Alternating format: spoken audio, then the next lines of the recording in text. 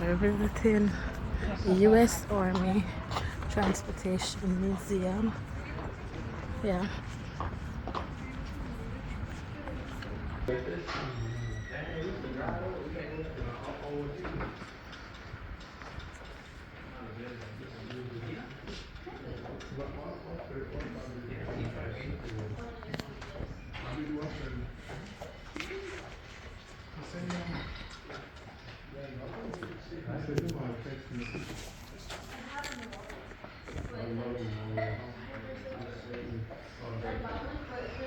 And this is the story behind Frank S. Besson.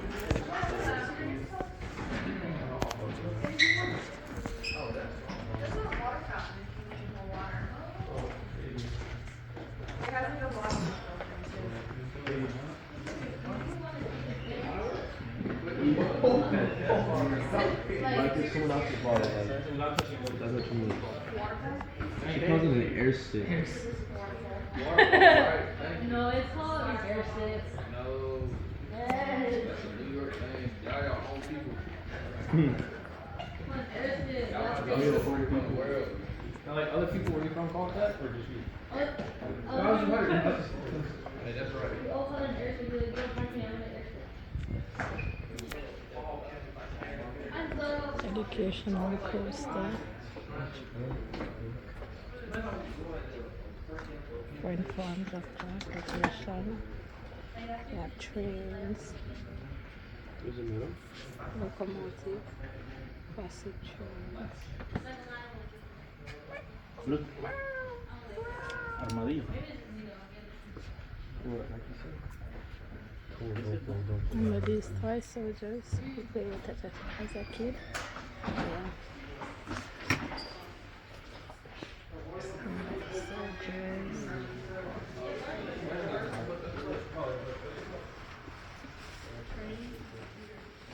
Ducks.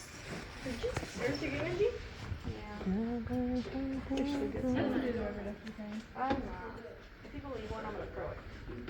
I had someone leave a sample one. That's what I want to have. They left it on your car, you can put it on. Yeah,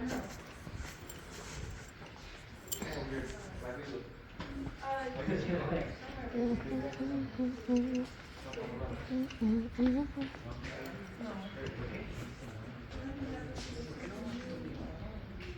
Eutis, Spirit of Logistics. I don't forget one of them shirt here. Just to show some I come off for Eutis. $62, that's crazy. Sit down, y'all.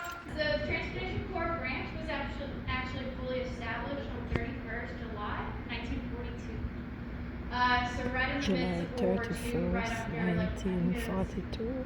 yeah, just 7 months after the U.S. entered World War II, the Transportation Corps was officially established. Transportation Corps was So established. what is the mission of the Transportation Corps? Deliver goods. I like that.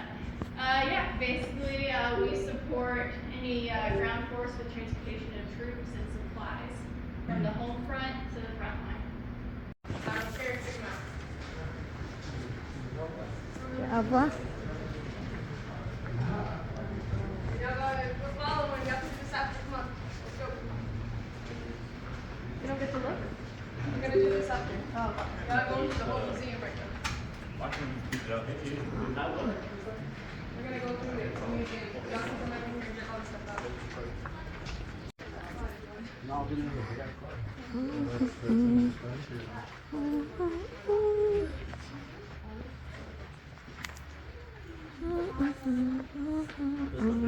The MP.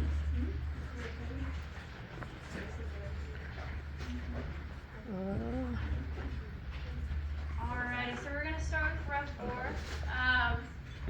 The artifact that we have to show Rev 4 is the Conestoga wagon.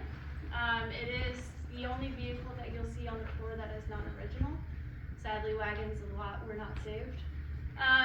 But this Conestoga wagon was created for the bicentennial for Yorktown Park Service site. And the museum itself opened in 1976 as well, so they donated it to us so that we have something to show for the Rev War. historic still. So like I said in the class with Rev War, you only have two modes of transportation. You only have boat and wagons. So try imagining moving all the material, food, ammunition, and everything from battle to battle.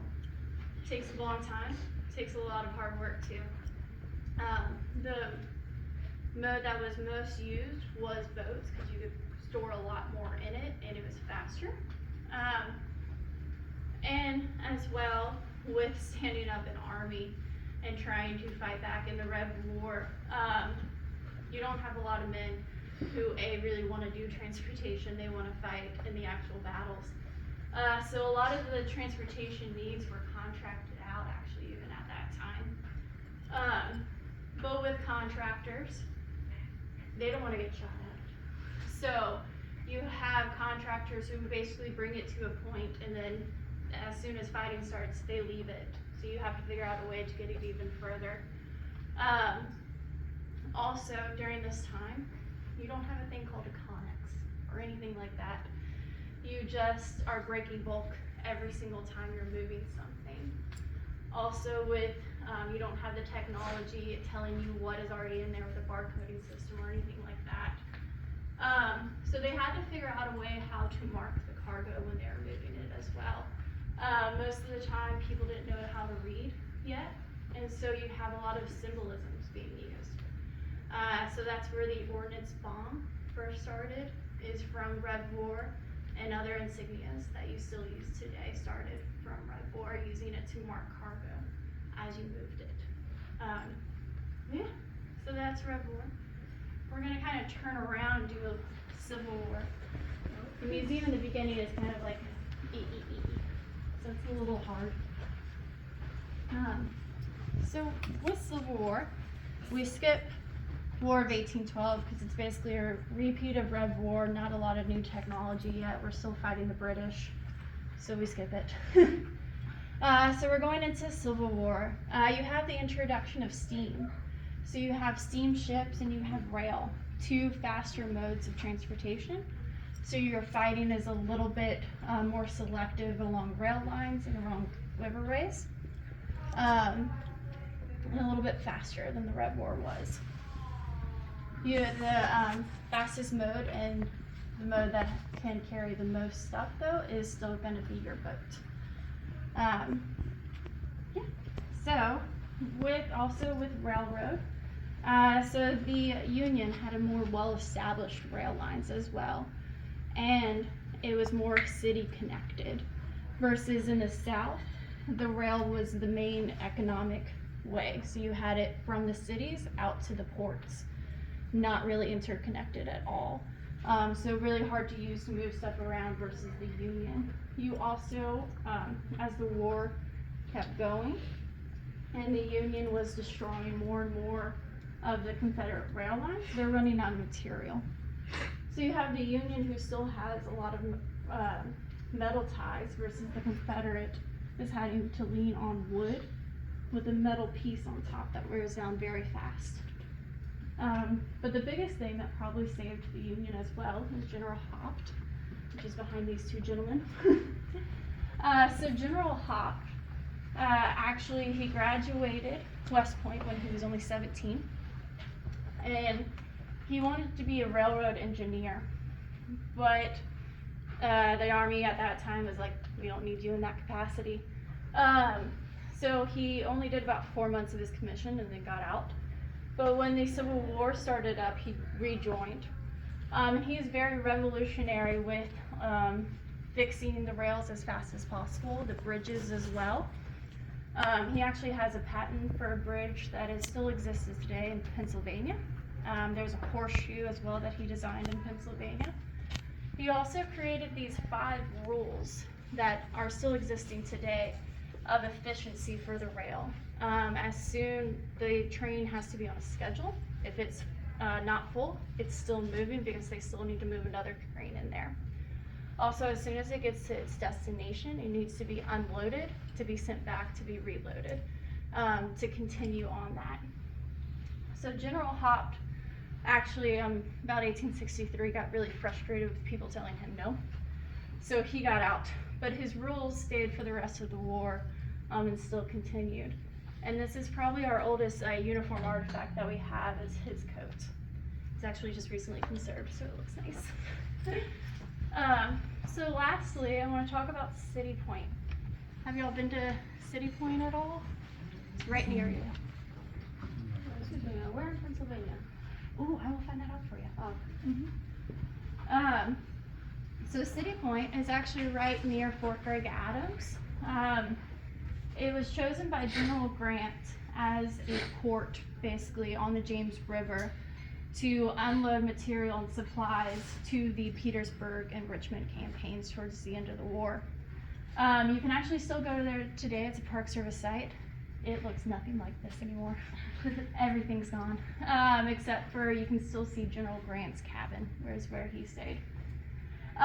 But he created or heavily used these rail barges that went across the James River, so you could directly unload from the ships onto the trains and move it as fast as possible up there. You also had different areas for the supply, so you have an ordnance wharf, you had an ammunition wharf, a food wharf, and everything like that. And it's actually one of the first uses of an IED at this port. It was in the ordnance part of it, and the Confederates ran left, and it blew up. But thankfully, since he had already separated everything out, it didn't do too much damage, and one person passed. But yeah. You also have the start of heavily marking cargo during the Civil War as well. We're going to turn around.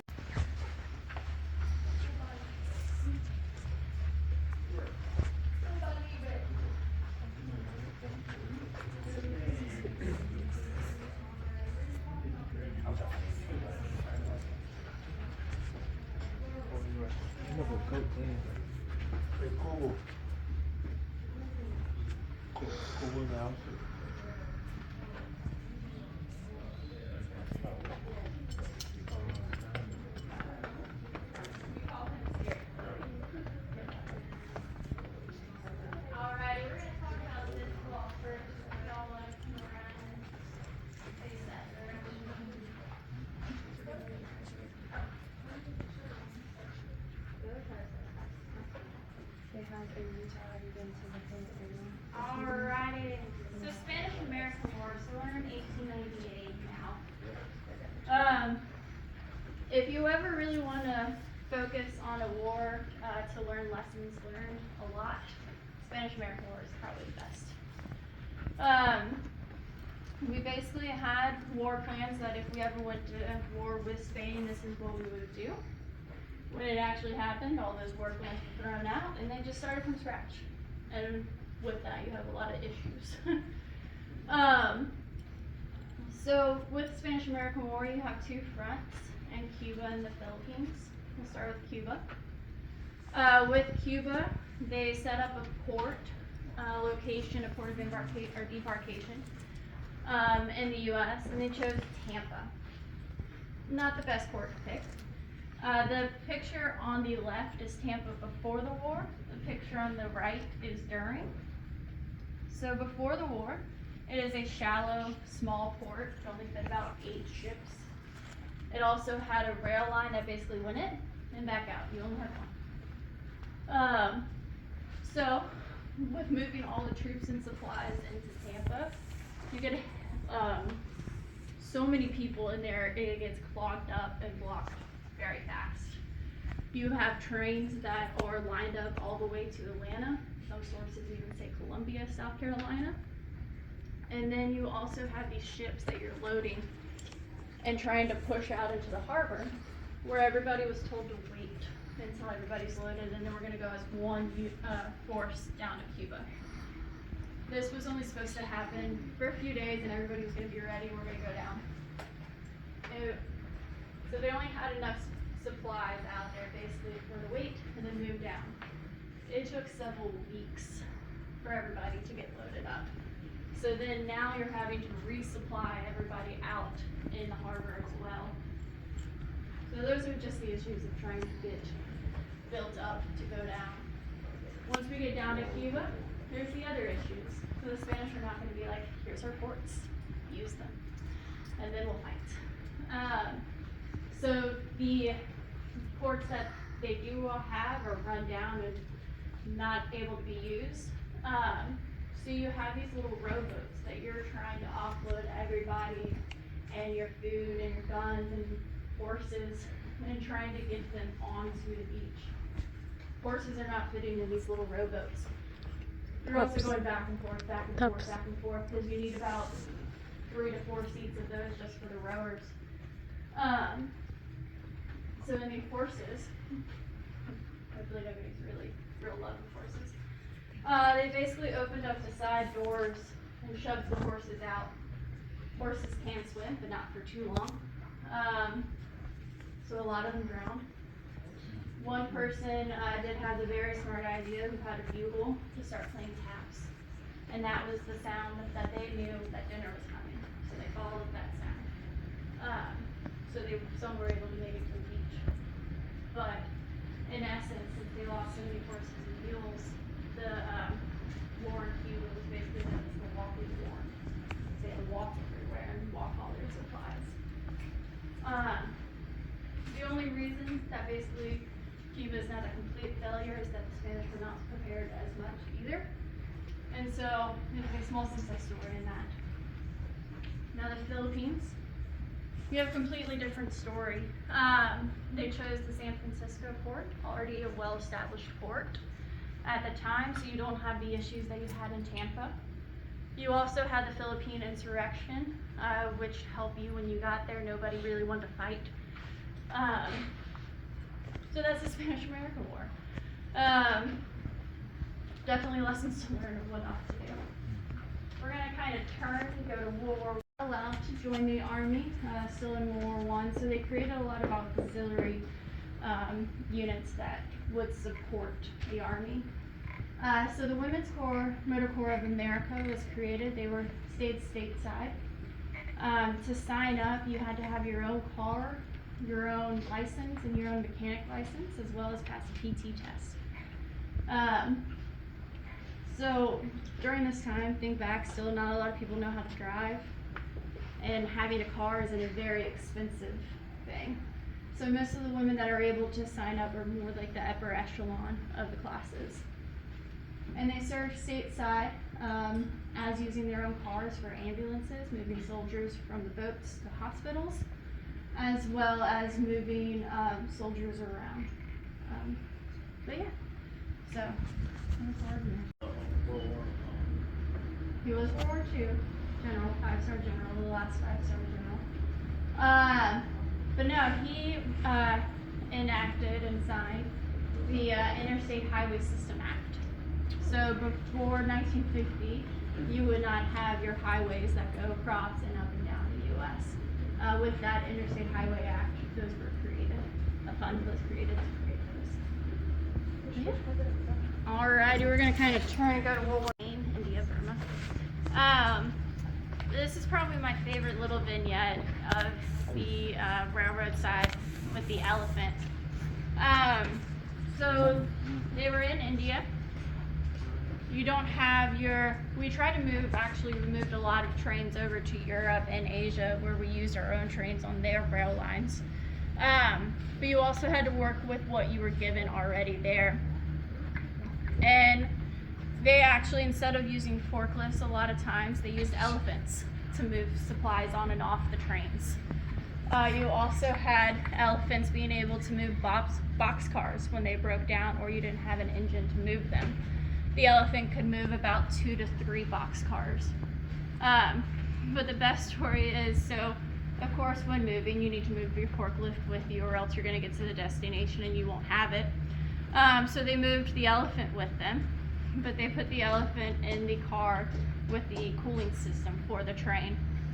Well, he ended up being able to get the top off of it and taking a very nice shower back there, cooling himself off, so much that the train ran out of water and overheated and died.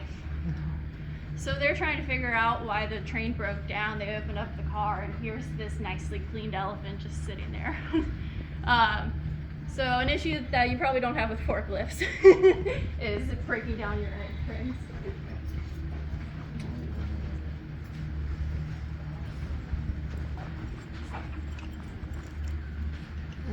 First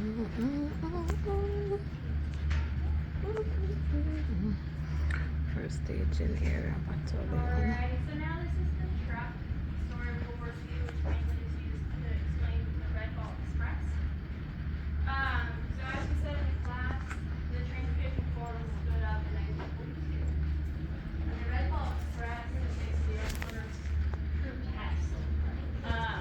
And we did it so well that the Red Ball Express is basically the main mission that is still used today that the transportation corps did. So the Red Ball Express was after D-Day. We landed on the beaches as soldiers are moving, pushing the Germans back through France. You had the issue that we were a little too good at destroying the French trains system so that the Germans would not be able to use them. And that takes time to fix them back up. Not enough time basically as we were moving forward to get supplies to the front line. You also have airplanes not being able to land as much. We don't have airstrips yet laid out. So what you're left with is trucks to move gas, ammunition, and supplies to the soldiers. So the Red Ball Express was established, and Red Ball is stolen from trains. If a train has a red ball on it, it has the first priority. Everything needs to move out of the way, and that train can go on. So these trucks they were put red balls on the front, and they had the roads and everything had to move out of its way. Basically it was a circular pattern going south and back up north, south and back north. But the destination was always moving as the soldiers moved on. So you have these lines getting longer and longer and longer. You have the train or the but yeah. So that's Red Ball. Eventually the train lines were reestablished, and trucks were not the fastest, easiest way to move stuff, so trains were taken over. So the Red Ball slowly phases out after a few months. Off of the ships and onto the land. So you have this creation of amphibious vehicles, and including the duck, which is what this is. Basically, they were given the mission of, we want a boat that can just drive up onto the beach. So that's what they did. They took a 2.5-ton truck and wrapped a boat around it. So it could float, but as soon as you got on land, it could start driving.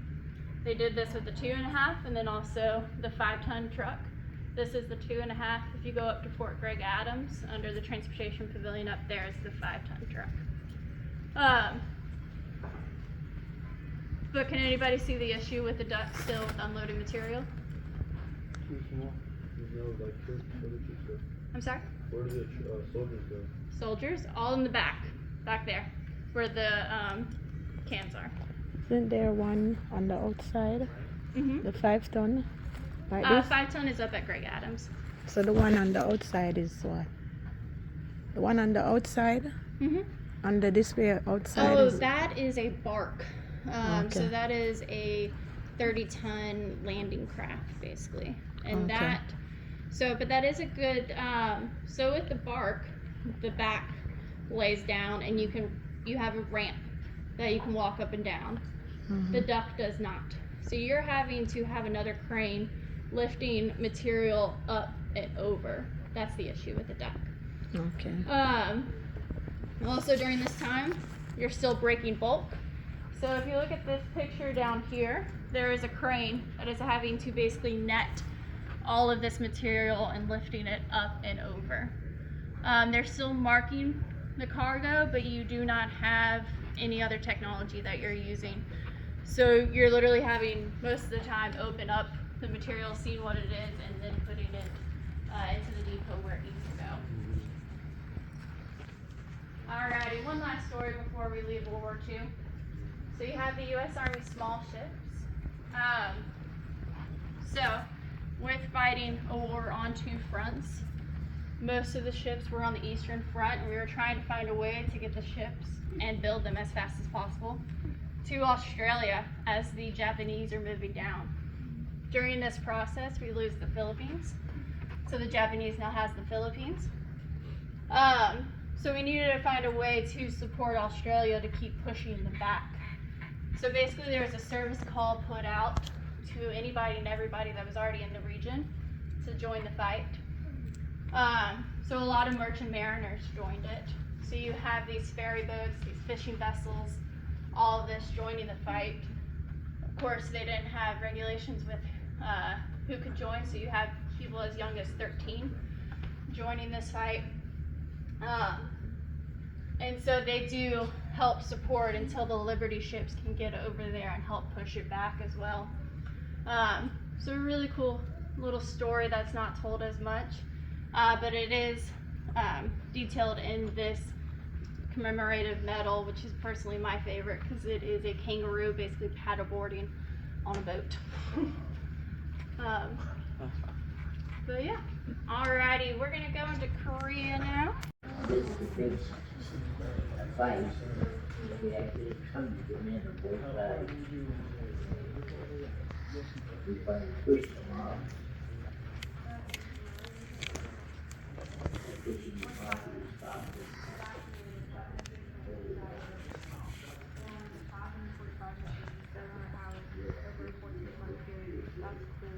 Yeah.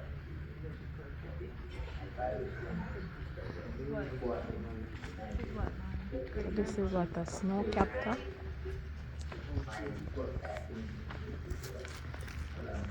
So after World War II, you had the reorganization of the War Department. If you're walking it, you're going to be on my YouTube video. Department of Defense, which is what it is today. You also had the creation of the Air Force.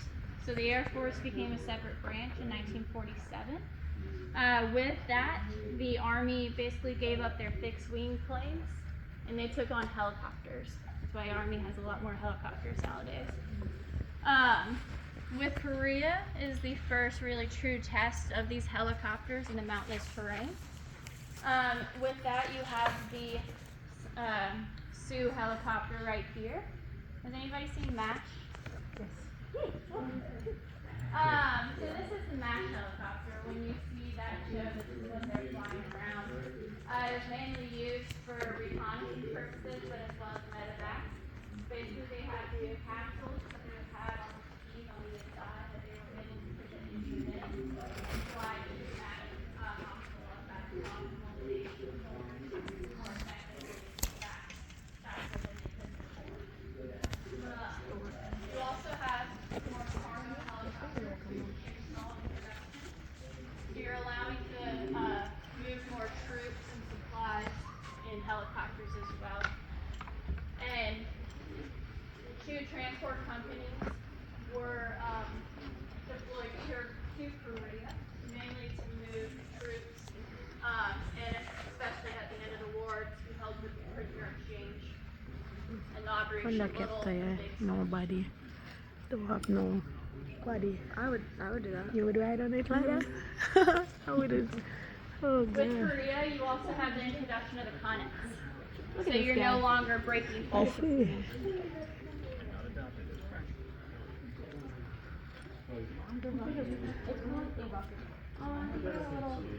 This is a rocket flying demonstration. See that? Flying the rocket belt.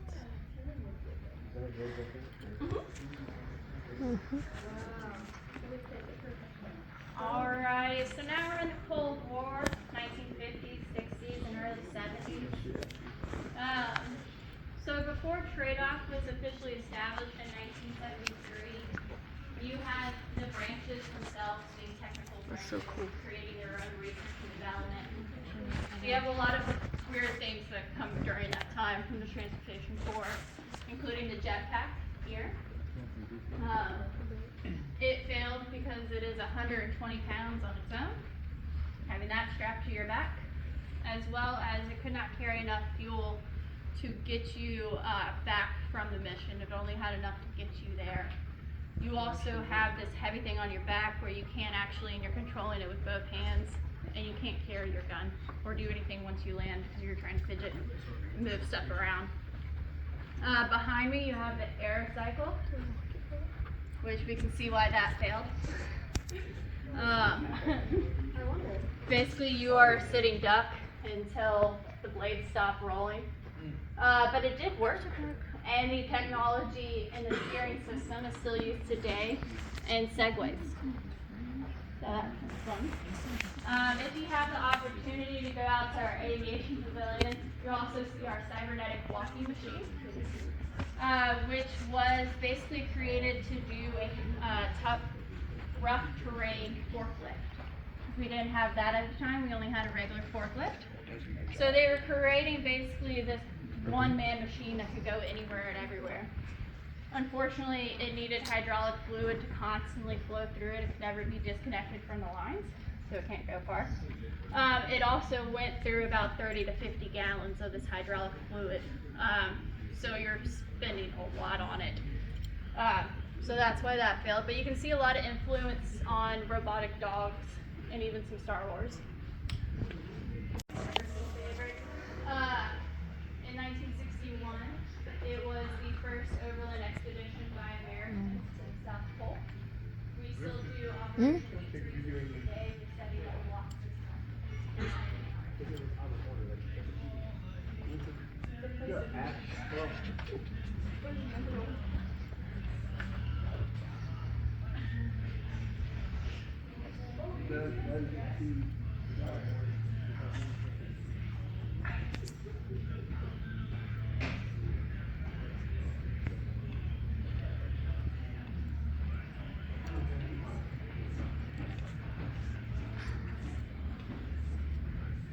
So we have these trucks that were moving all the supplies, very loud, very noticeable.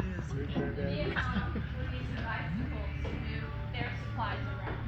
They could fit about 500 pounds on these things and push them alongside. You could hide a lot faster, move supplies quietly. So they were very successful with this in Vietnam. Orton was a crane operator in Desert Storm, Desert Shield. She got over into Saudi Arabia. She had trained on a crane, but of course when she got there, that crane was not exactly like it, so she quickly trained and learned how to operate that one. Also, you need to Eutis.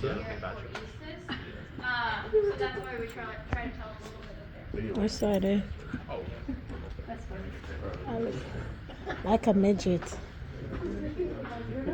Makes me look like a midget. I just want to trip you out so you go away. Alright, last stop and then I'll let y'all loose and you can go back. Want nothing at all. If it ain't you, baby. Then they find like you.